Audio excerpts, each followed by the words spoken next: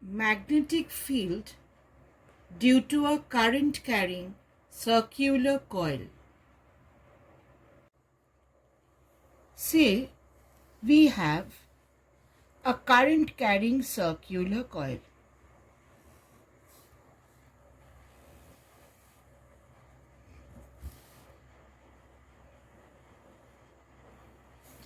This is a current carrying circular coil carrying current I.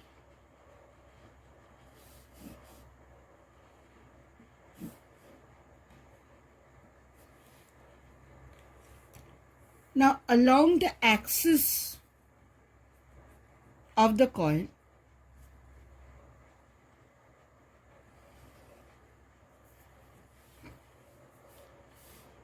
at a distance x,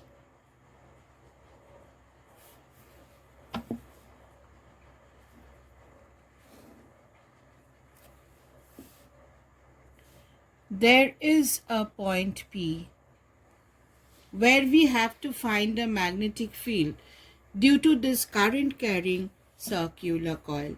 Here is a circular coil which carries current I.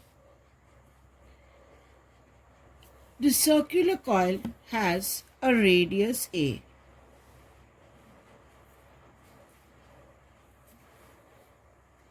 Now, if we apply Barth-Savart's law to a small part of this coil, let us take a small length dl over here.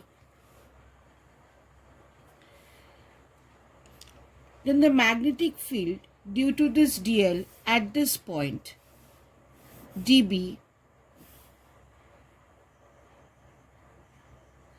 is mu naught by 4 pi I dl. Now let this distance be r.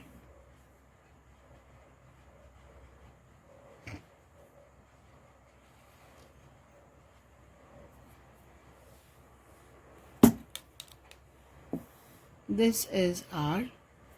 Mu naught by 4 pi I dl sine theta by r square. Now what is this sine theta? What is this angle theta?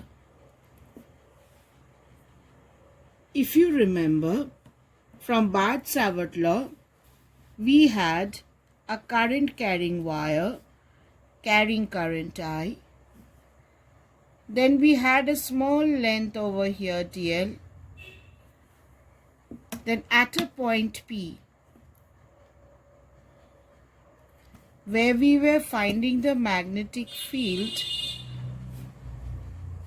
this was my direction of I.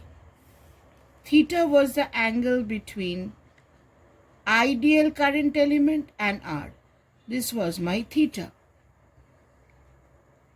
So here what is theta? Now if you consider this as a circular coil, if you consider this as a circular coil carrying current I, then at a point where you want to find a magnetic field, this is my R, this is my R, say this is my circular coil, this is my radius A. Along the axis of the coil at this point, along the axis of the coil, we want to find the magnetic field. So this is my R. If you take this as R, the point P is here, then the angle between ideal current element, ideal is along this wire, the angle between ideal and R, this angle in this plane, this is R, this angle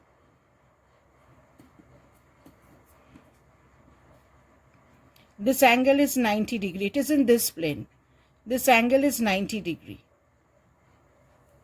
So this angle between ideal and R, this angle is 90 degree. Now very often you will be confused. In one triangle, how can there be two 90 degree?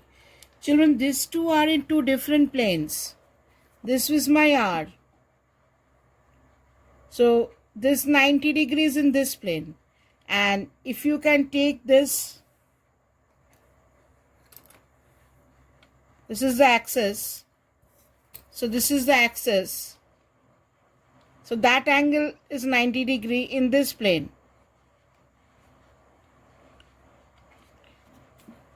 This is my axis. So it is a different plane here having 90 degree. And this 90 degrees in this plane. This 90 degrees in this plane. And this 90 degrees in a different plane. So one is a vertical plane and another is a different plane. So this angle is 90 degree. So here we have,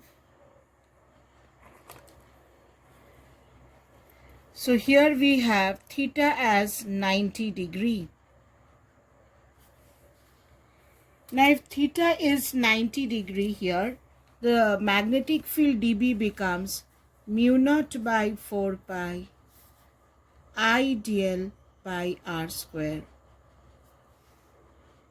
Now in which direction is this dB? dB is perpendicular to both ideal and r. So if you take the direction of dB, dB is perpendicular to both ideal and r. So dB is in this direction which is perpendicular to r. Let me draw dB. dB is the magnetic field created by dl at this point. So it is perpendicular to ideal and r. So this is my dB. This is my dB. Now if this angle is theta, then I can break dB into two components. Then dB can be broken into two components. One in this direction and the other in this direction.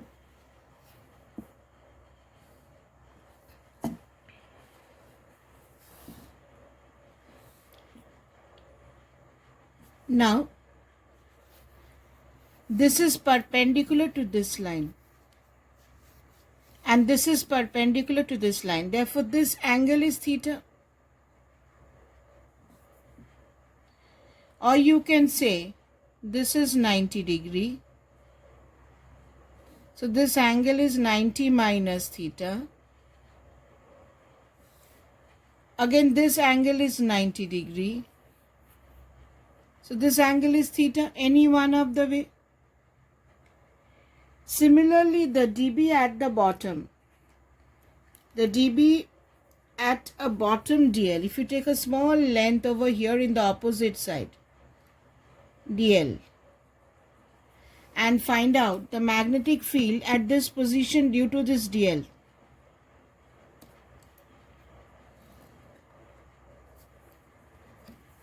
Then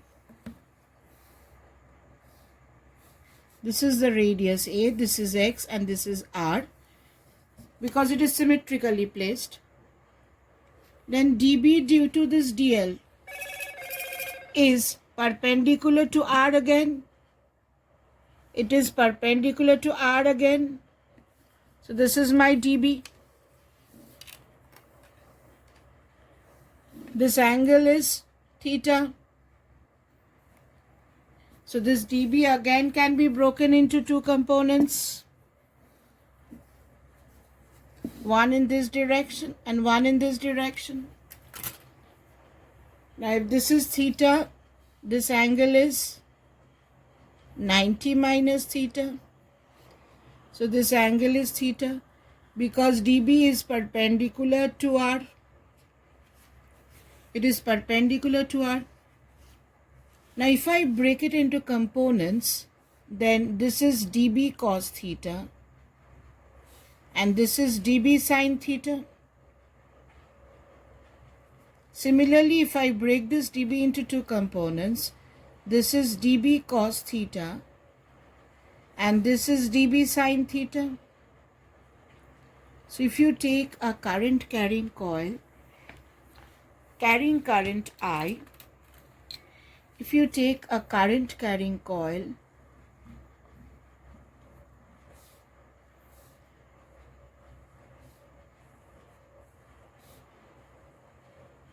carrying current I, then at a distance x, if you want to find the magnetic field, take a small dl over here, find the magnetic field which is perpendicular to I dl and r.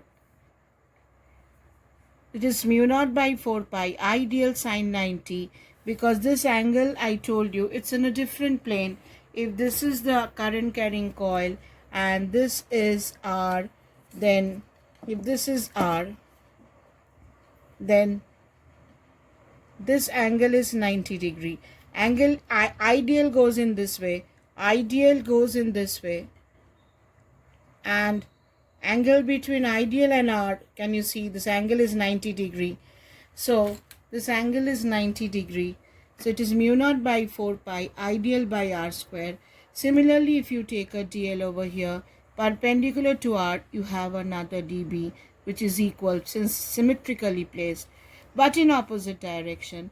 And if you break it into components, you see this dB cos theta and this dB cos theta, they will cancel, and this dB sine theta and dB sine theta, they will add up. Similarly, if I take a small length dl over here and a small length dl over here,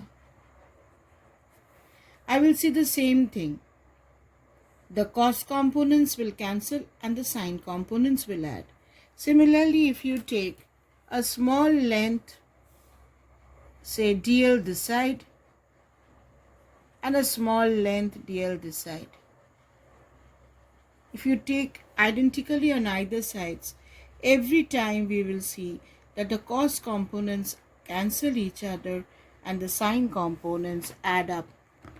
So my total magnetic field due to the full coil will be summation of all the dB sine thetas. Now what is dB? This is my dB. So put the value of dB over here. So this is summation of mu naught by 4 pi I dl by r square. And what is sine theta? Sine theta is perpendicular by hypotenuse. So sine theta is a by r. Sine theta is a by r. So my total magnetic field now becomes summation of mu naught by 4 pi I dl a by r cube. Now if we take all the constant terms outside, mu naught I a by 4 pi r cube, summation of dl. Now if you add all the dl, what do you get? You get the circumference. Circumference is nothing but twice pi a. The radius is a. This can be written as mu naught I a by 4 pi r cube into twice pi a. Now a cancels. This 2 pi and 4 pi becomes 2. So this becomes mu naught I by twice r cube. Now what is r cube? From Pythagoras theorem, r cube is a square plus x square whole to the power 3 by 2. Sorry children, this a won't cancel. You have a square over here. A won't cancel, you have a square over here. So this r cube can be written as mu naught I by twice a square plus x square whole to the power 3 by 2 into a square. Now, if the point is at the center of the coil, if P lies at the center,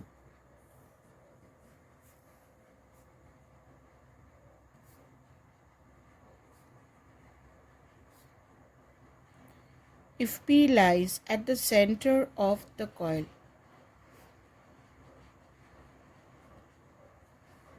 what is my magnetic field now? Mu naught I by 2. X is 0. In that case, x is 0.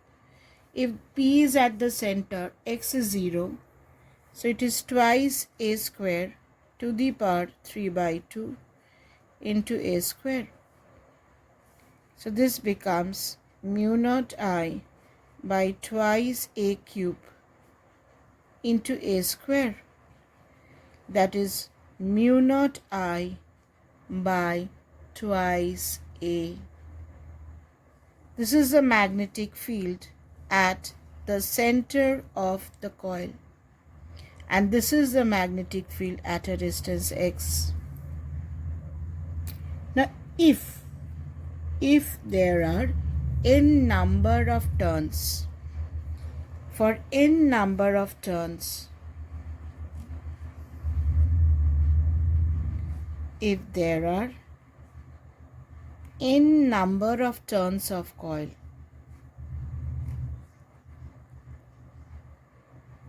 then this formula becomes mu naught Ni.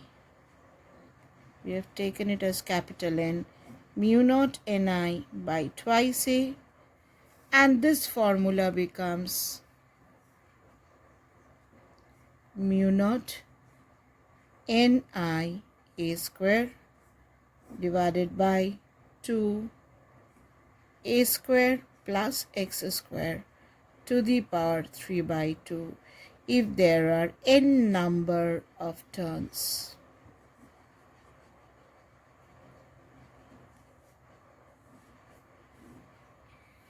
Now we have to analyze this formula. This is just a mathematical form. Now what does this formula try to tell us?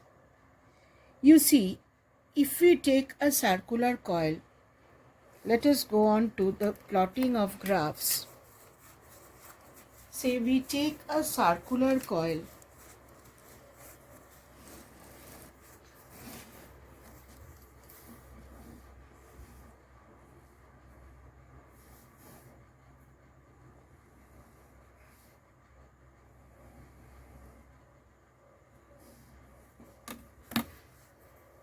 We take a circular coil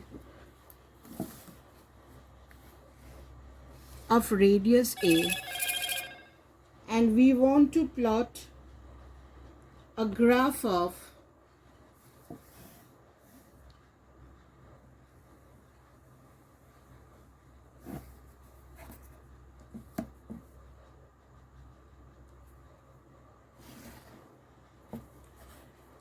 magnetic field versus distance.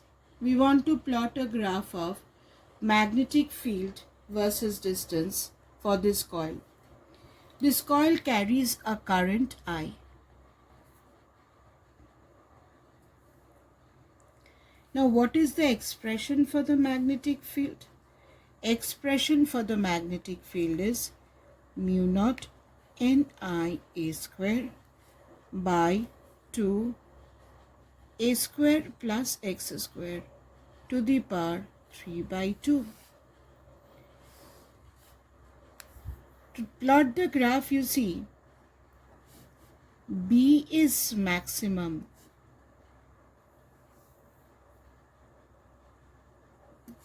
when x is 0. So if you plot a graph of x and magnetic field, so when x is 0,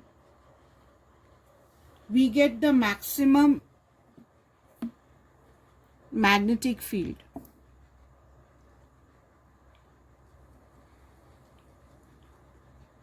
This is x equal to A.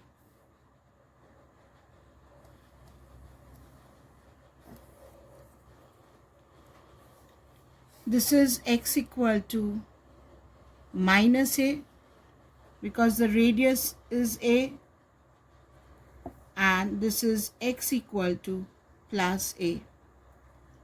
We can see that when x is 0, magnetic field is maximum. Now, if you analyze the formula a little bit more,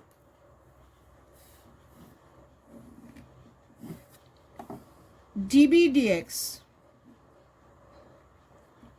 this is equal to ddx of mu naught n I a square by twice a square plus x square to the power 3 by 2.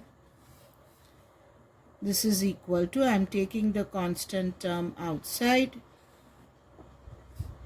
ddx of a square plus x square to the power 3 by 2. This becomes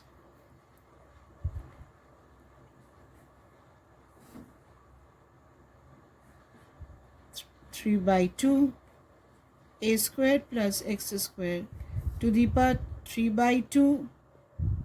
Sorry, this is minus 3 by 2 because this goes on top.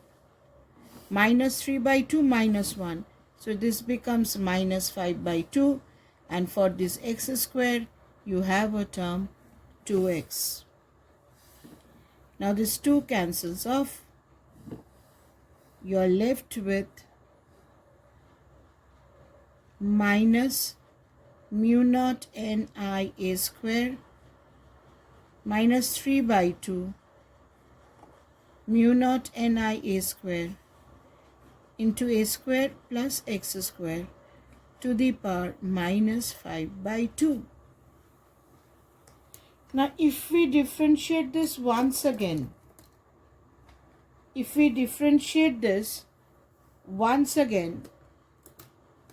then d2b dx square, this is equal to minus 3 by 2 mu naught n I a square ddx of a square plus x square to the power minus 5 by 2. So if this is taken, it is minus 5 by 2 minus 3 by 2 mu naught n I a square.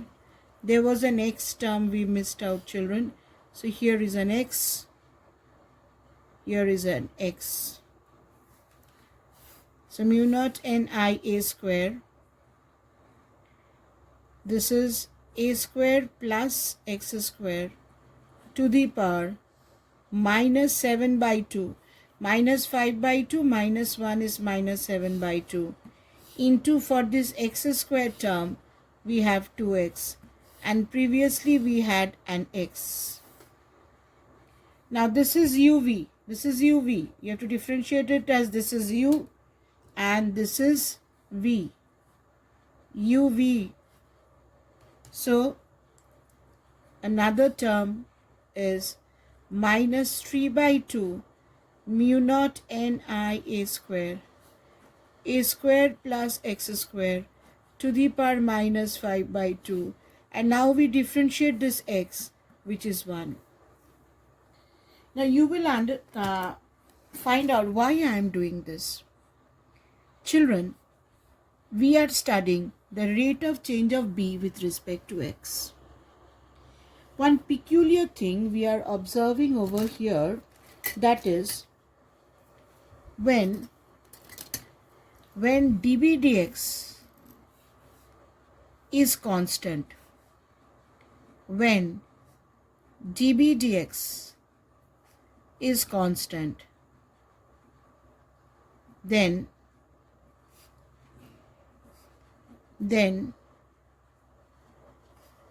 d2b dx square equal to 0, because we have to study the change of b with x. When db dx is constant, rate of change of b with x is constant, then d2b dx square is 0. And when is this 0? Equate this to 0. Let me find out. This mu naught ni a square will cancel. Minus 3 by 2 will cancel, because this, if you take it that side, it will cancel.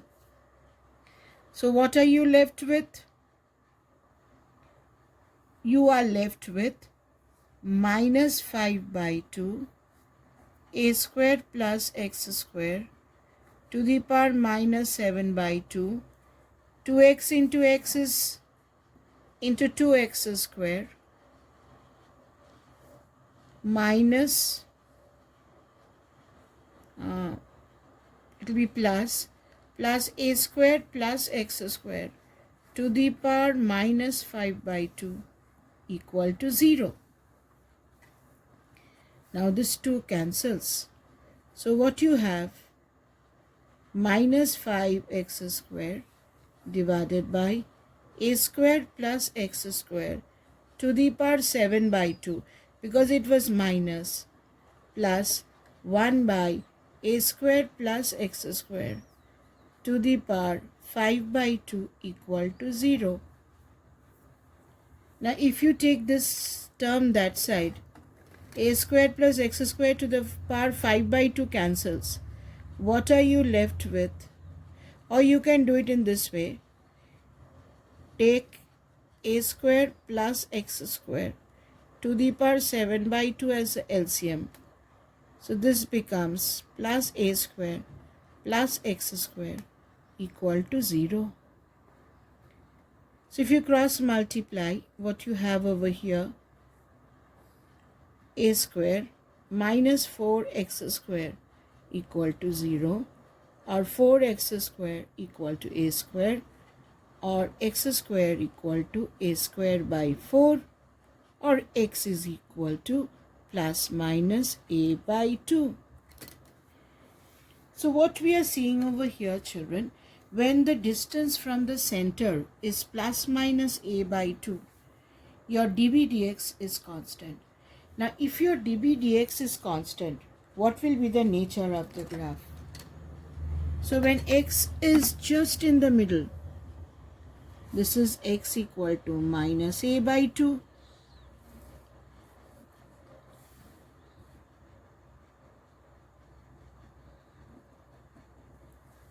And x equal to plus a by 2.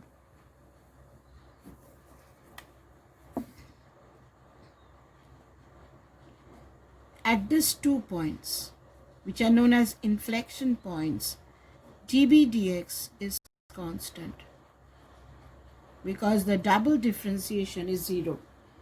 And when is dB dx constant? When you plot a graph of b versus x and the slope is constant.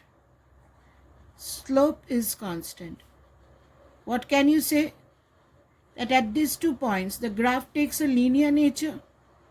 Linear graph at these 2 points. At these 2 points, the graph becomes straight line.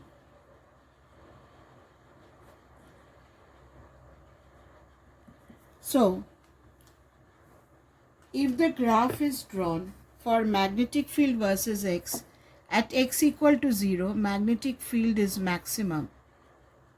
At x equal to minus a by 2 to plus a by 2, graph takes a straight line. So, you have the graph in this way. For a circular coil, the magnetic field graph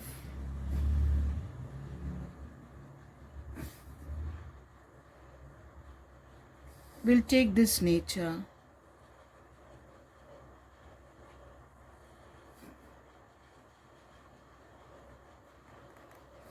At this point, x equal to 0, B is maximum, whose value is, for x equal to 0, mu naught I by 2a for one coil. For n number of coils, it will be mu naught ni by 2a. And at these 2 points, you find the graph taking a linear nature. It will take a linear nature. At these 2 points, at x equal to plus minus a by 2, dB dx becomes constant. The graph takes a linear nature. Now, with the help of this, if you are asked to create a uniform magnetic field, how will you do? It was done by Helmholtz, where he prepared a uniform magnetic field with the help of 2 coils. With the help of 2 coils, Helmholtz created a uniform magnetic field. We call it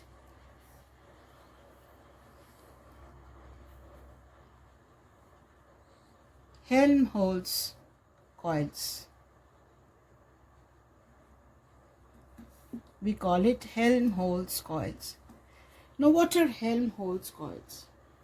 In Helmholtz coils, we have 2 coils separated by the same distance as their radius.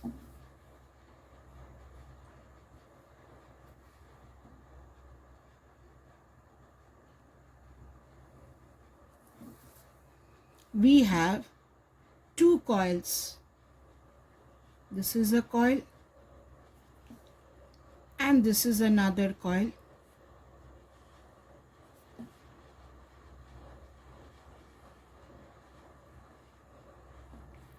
Both of them carry current, same current. Both of them carry the same current. Now, their radius is A. Their radius is A.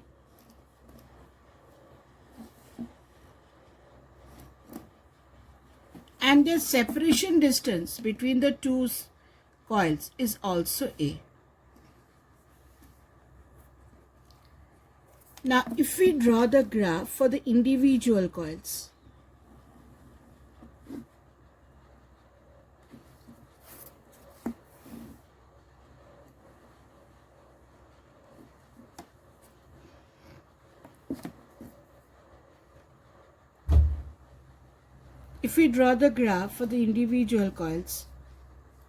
now at the center,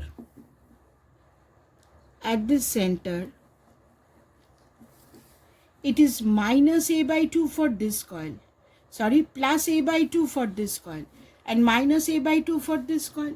So this is x equal to plus minus a by 2.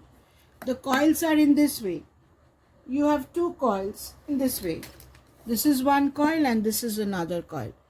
And the separation distance between them is equal to the radius. You have 2 similar coils like this. And the distance of separation between them is also A. Now, if the graph is plotted for the individual coils, then the graph goes like this. Here, this is maximum.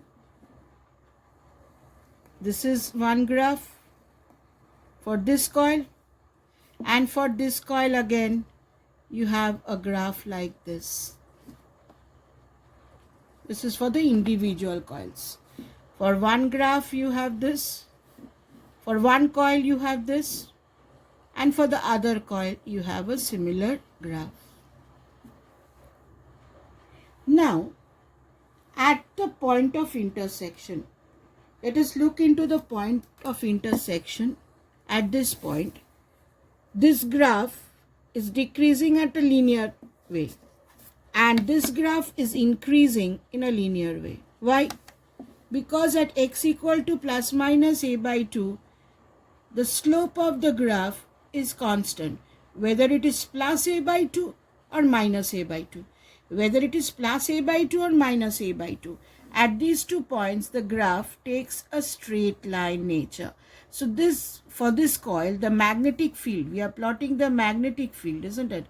We are plotting the magnetic field. So for this coil at x equal to plus a by 2, the dB dx, B is decreasing at a constant rate. And for this graph, B is increasing at a constant rate because at this point, the slope of the graph remains constant. Now, if both the magnetic fields are added, we get the resultant magnetic field. So this is decreasing, this is increasing. So in between, in this region, if this decreases by 2, this increases by 2. So B more or less remains constant. So the resultant magnetic field at the center of the coil remains almost same. The resultant magnetic field, this is my resultant magnetic field within the region of the two coils is almost same. So we can create rather a uniform magnetic field if you take two current carrying coils carrying the same current I, having the same radius, separated by the same distance as their radius, then at the center of the coil in this region, B is almost constant.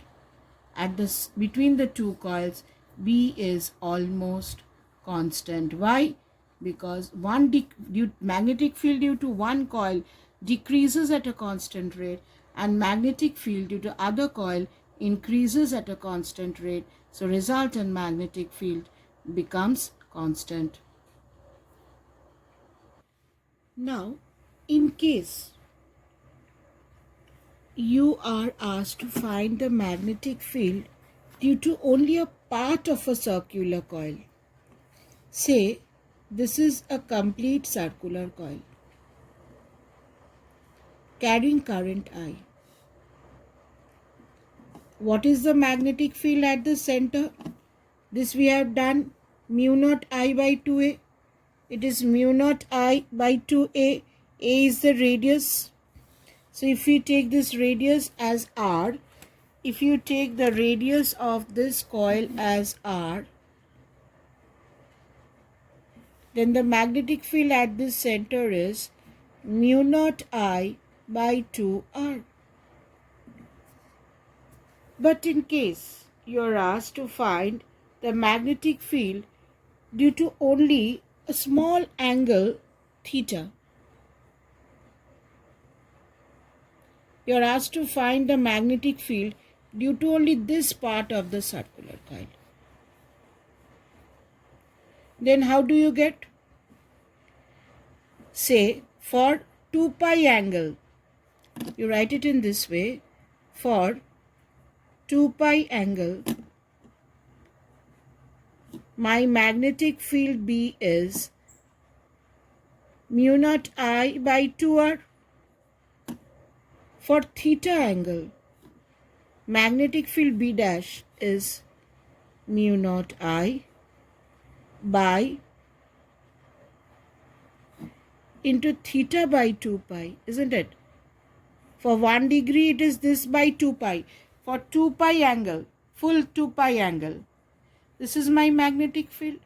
So for theta angle, that means for this part, my magnetic field is total magnetic field divided by 2 pi into theta. Now theta can be 90 degree if the circular coil is like this, and you are asked to find the magnetic field due to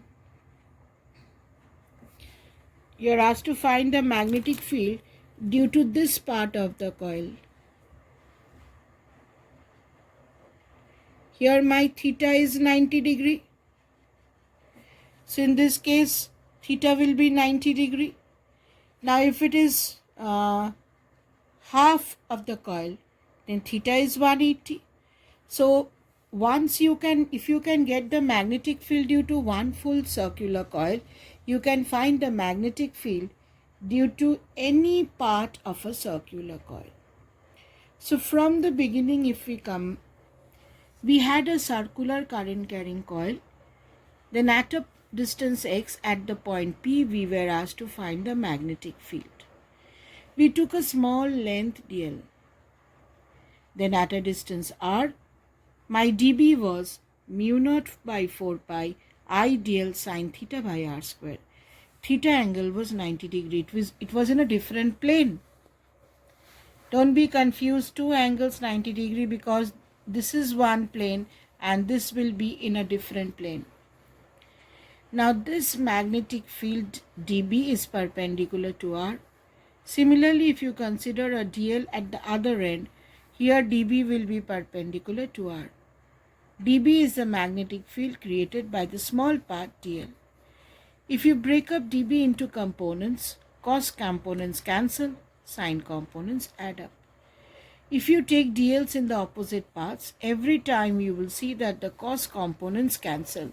The cos components, they cancel, and the sine components, they add up. So my total magnetic field will be the summation of all the dB sine thetas over the full circular coil. And when you add this summation of dl, dl, if you summation of dl will give you the circumference 2 pi a. So while doing the calculation there, I made a mistake. So at that moment I cancel this, children. It won't be cancelled. So magnetic field is mu naught I a square by 2r cube. What is r cube? R cube is a square plus x square whole to the power 3 by 2. Now if P lies at the center my x is 0. So in this case put x as 0. You get the magnetic field at the center as mu naught I by 2a. If there are n number of turns, this has to be multiplied by n. Now the graph of the circular coil, for a magnetic field of a circular coil, at the center magnetic field is maximum, and at x equal to minus a by 2 and plus by a by 2, the graph takes a linear nature. Now if you remember in class 9 and 10, you studied that when you have a circular current carrying coil, this was the basic concept which you all studied in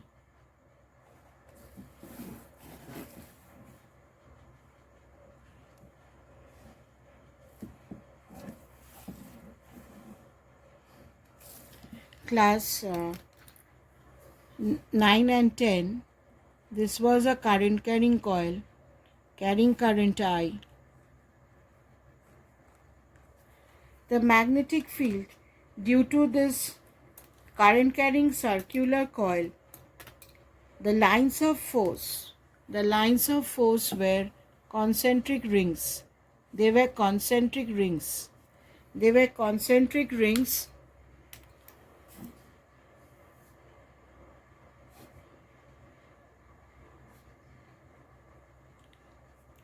And the direction of the lines of force were obtained by right hand thumb rule. That means in this way. So the magnetic field due to this coil was in this direction, and magnetic field due to this coil was in this direction. So at the center of the coil, the magnetic field was in the same direction. So at the center of the coil, you see the magnetic fields add up. So at the center of the coil, B is maximum and uniform, because the magnetic field due to both the wires, they add up. That is what we got. At the center of the coil, the magnetic field becomes maximum. Actually, this is what happens along the axis. both the fields get added up, and from the formula, and so the lines of force here becomes parallel, creating a uniform, more or less a uniform field. This is actually this coil has to go a little down to make it on the axis, but the concept is the same, since for this one the magnetic field and this one the magnetic field, they get added up, right? The magnetic fields, due to here the current is going down, magnetic field is in this direction, here the current is going up, magnetic field in this direction. So at the center the magnetic field gets added up and you get a maximum magnetic field. From the formula we see, when x is 0, magnetic field is also maximum. So when x equal to plus minus a by 2, we have found out dB dx, and we said when dB dx is constant, d2b dx square is 0. So we have equated d2b dx square to 0. We got x equal to plus minus a by 2. At these 2 points, my dB dx, the graph becomes a straight line. The graph becomes a straight line, and this increases at a constant rate, this decreases at a constant rate. With the help of this, we can create a uniform magnetic field by Helmholtz double coil, where we can take two coils of the same radius separated by the same distance as their radius. Now these green graphs are the magnetic field due to the individual coils. At x equal to plus minus a by 2, it is plus a by 2 for this coil and minus a by 2 for this coil. This graph increases linearly and this graph decreases linearly. So at the center of the coil, the magnetic field becomes almost constant. This golden line gives us a resultant magnetic field, telling us that it varies outside, but the center it does not vary much. Now for one circular full coil, my magnetic field was mu naught I by 2r. Now if you are asked to find the magnetic field due to any sector, then you can do it in this way. For 2 pi angle, this is my magnetic field. For 1 angle, what is my magnetic field? Divided by 2 pi. For theta angle, what is my magnetic field? Into theta.